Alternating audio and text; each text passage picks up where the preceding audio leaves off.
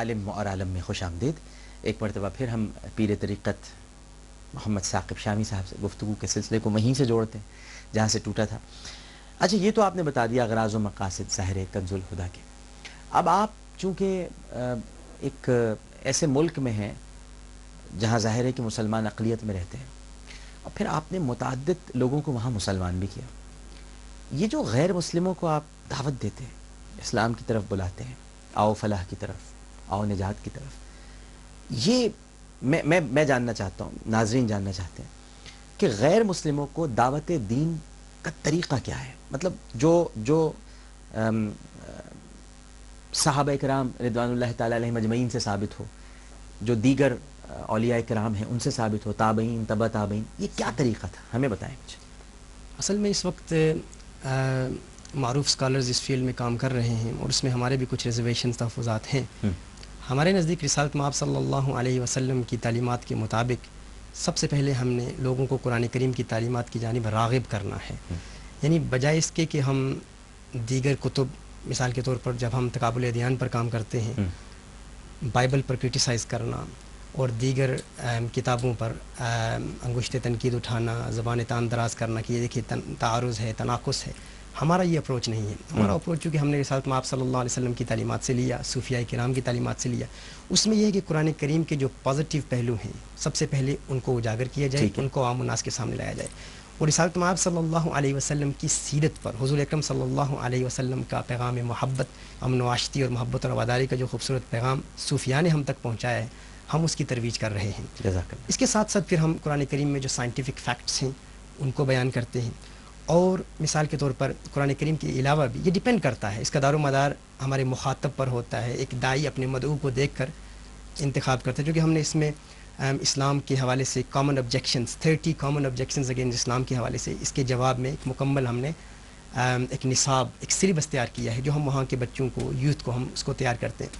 اس میں سب سے پہلے اگر کسی غیر مسلم سے ملاقات ہو تو ہم دیکھتے ہیں کہ کیا اس کا بیک گراؤنڈ کیا ہے.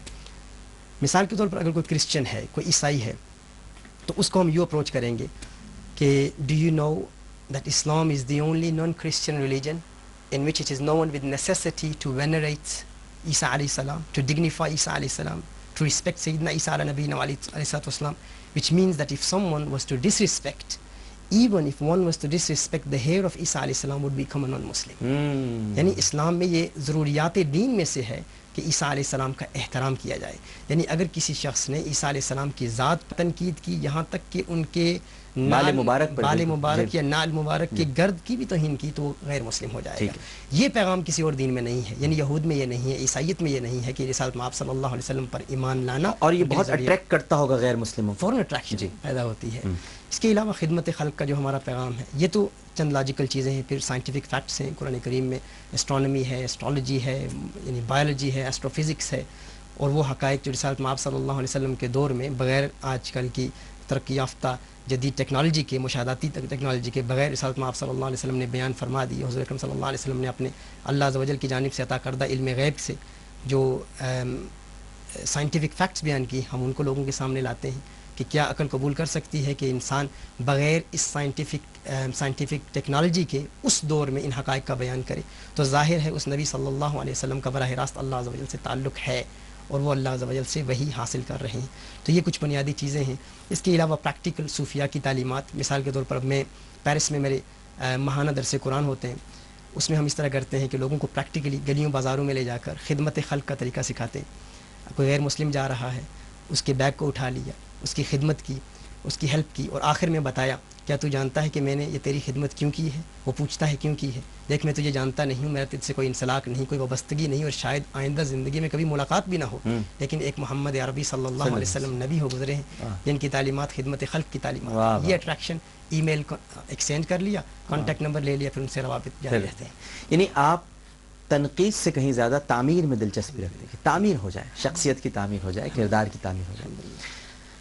اچھا ثاقب اقبال صاحب, یہ بتائیے کہ یہ تو چلیے ٹھیک ہے, آپ نے دعوت دے دی, دائی ہیں آپ, مبلغ ہیں, ماشاءاللہ, اللہ آپ کو اس میں اور کامیابی عطا کرے اور استقامت بھی دے. لیکن دہشت گردی کے متعلق جو اسلامی تعلیمات ہیں, اب آج کل ہم دیکھتے ہیں کہ لوگ اندر اتنے نفرت بھر لی ہے کہ اب لوگ پھٹ رہے ہیں. پہلے تو بام پھٹتے تھے, اب تو لوگ خود پھٹ رہے ہیں. یہ جو نفرت آ گئی ہے لوگوں میں, یہاں آپ اتنی خوبصورت باتیں کر رہے ہیں کہ ہم, کتنی پیاری بات آپ نے کی, جو کہ آپ دیکھیے کہ وہ یہ نہیں کہہ رہے کہ کتاب بری ہے, وہ غیر مسلموں کی کتابوں پر تنقید نہیں کر رہے, بلکہ وہ اپنی کتاب کی طرف بلا کر اتنے پیار سے اس کی تعلیم دے رہے ہیں کہ جب وہ کتاب ہی پیاری ہو جائے گی انہیں, تو پھر وہ بائبل اور تورا اور دیگر کتابوں کی طرف کیوں جائیں گے, یا ڈیوٹرانومی کیوں پڑھیں گے, عیسائیہ کیوں پڑھیں گے. تو یہ ایک طریقہ کار ہے. دیکھیے تبلیغ کا یہ بھی طریقہ ہوتا ہے کہ آپ بجائے اس کے کہ آپ تنقید کریں, آپ تعریض کریں, آپ تکفیر کریں, اس سے کہیں زیادہ بہتر ہے کہ آپ اپنی طرف بلائیں. اور امام اعظم ابو حنیفہ رحمہ اللہ تعالی, وہ تو یہی فرماتے تھے کہ میں برائی سے کہیں زیادہ اچھائی کا متلاشی رہتا ہوں, کسی میں اچھائی مجھے دکھائی دی جائے. تو اب جب یہ آپ بات کہہ رہے ہیں تو پھر کیا وجہ ہے ثاقب صاحب کہ لوگ نفرت سے پھٹ رہے ہیں, دہشت گردی کے خلاف تعلیمات پڑھ نہیں پا رہے ہیں, سمجھ نہیں پا رہے ہیں؟ خاتمہ کیسے ممکن ہوگا اس کا؟ کہ اس میں سب سے پہلے میرا نظریہ تو یہ ہے کہ اس کی بنیاد تعلیمات صوفیہ سے دور ہے. جس طرح میں نے ابتدا میں عرض کی کہ دین اسلام اور ہمارے صوفیہ نے بالخصوص امن و آشتی اور محبت و رواداری کا ہی پیغام دیا ہے. اگر ہم غور کریں آیات قرآنیہ پر, اور عدم علم بھی ایک بہت بڑی اس کی وجہ ہے, اس کا سبب ہے.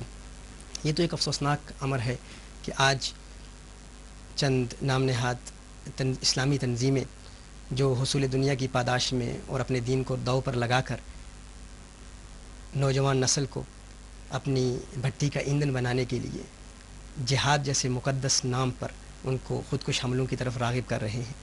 اس کی بنیادی وجہ کیا ہے؟ یہ ہے کہ ان تک قرآن کریم کی وہ آیات ہی نہیں پہنچائی جاتی جس میں دہشت گردی کی صراحتاً ممانعت ہے. مثال کے طور پر اللہ عز و جل سورہ بقرہ کی آیہ نمبر 60 میں ارشاد فرماتا ہے وَلَا تَعْصَوْا فِي الْأَرْضِ مُفْسِدِينَ, زمین پر مت پھرو فساد پھیلاتے ہوئے, دہشت پھیلاتے ہوئے. اسی طرح قرآن کریم کی ایک آیت میں سورہ شورا کی آیہ نمبر 42 میں اللہ عز و جل ارشاد فرماتا ہے دہشت گردوں اور تخریب کاروں کی تخریب کاریوں کی ممانعت اور ان کا عذاب بیان فرماتے ہوئے اللہ عز و جل ارشاد فرماتا ہے انما السبیل علی الذین یظلمون الناس ویبغون فی الارض بغیر الحق اولئک لهم عذاب علیم. اللہ عز و جل ارشاد فرماتا ہے کہ مواخذہ انہی پر ہے وہ لوگ جو زمین میں فساد پھیلاتے ہیں, ناحق فساد پھیلاتے ہیں, ناحق دہشت گردی پھیلاتے ہیں. اولئک لهم عذاب علیم, یہی وہ لوگ ہیں جن کے لیے اللہ کی جانب سے عذاب علیم ہے, المناک عذاب ہے. اسی طرح آپ جانتے ہیں سورہ مائدہ کی آیہ نمبر 32 میں اللہ عز و جل ارشاد فرماتا ہے کہ جس نے ایک جان کو ناحق قتل کیا گویا اس نے تمام انسانیت کا قتل کیا. اور اسی سورہ مائدہ کی آیہ نمبر 33 میں اللہ عز و جل دہشت گردوں کے دنیاوی اور اخروی عذاب کو بیان فرماتا ہے. اللہ عز و جل ارشاد فرماتا ہے ان یقتلوا ویصلبوا او تقطع بایدیہم, یعنی وہ لوگ جو دنیا میں دہشت پھیلاتے ہیں ان کو قتل کیا جائے یا سولی چڑھایا جائے, یا ان کا ایک جانب کا ہاتھ اور دوسری جانب کے پاؤں کو کاٹ دیا جائے. اور پھر فرمایا ذالک لہم خزی من الدنیا, یعنی یہ مت سمجھنا کہ ان کا آخرت میں عذاب نہیں ہے, فرمایا یہ تو ان کے لیے دنیا میں عذاب ہے. وَلَهُمْ فِي الْآخِرَةِ عَذَابٌ عَظِيمٌ, اور آخرت میں ان کے لیے ایک شدید عذاب ہے. ظاہر ہے نوجوان نسل تک قرآن کریم کی وہی ٹرانسلیشنز پہنچائی جاتی ہیں جو لٹرلسٹ یا ظاہری لوگ, جو اس طرح ظاہر پرست لوگ جو ظاہری آیات کو فقط اپنے مقصد کے حصول کے لیے استعمال کرتے ہیں. اگر میں سمجھتا ہوں کہ صوفیاء کی تعلیمات کے مطابق آیات قرآنیہ کی ترویج کی جائے, آیات قرآنیہ کے ان باطل تعویلات کو نکال کر صوفیاء کی تعلیمات کے مطابق لوگوں تک پہنچائی جائے, تو اس مسئلے کا خاتمہ پاسبل ہے. بالکل ٹھیک ہے. یہاں پر ناظرین کرام اسی خوبصورت بات کے ساتھ ایک اور چھوٹا سا وقفہ لیتے ہیں. وقفے کے بعد دوبارہ حاضر ہوں گے. ہمیں یقین ہے کہ آپ سب لوگ ہمارے ساتھ ہی رہیں گے. السلام علیکم ورحمۃ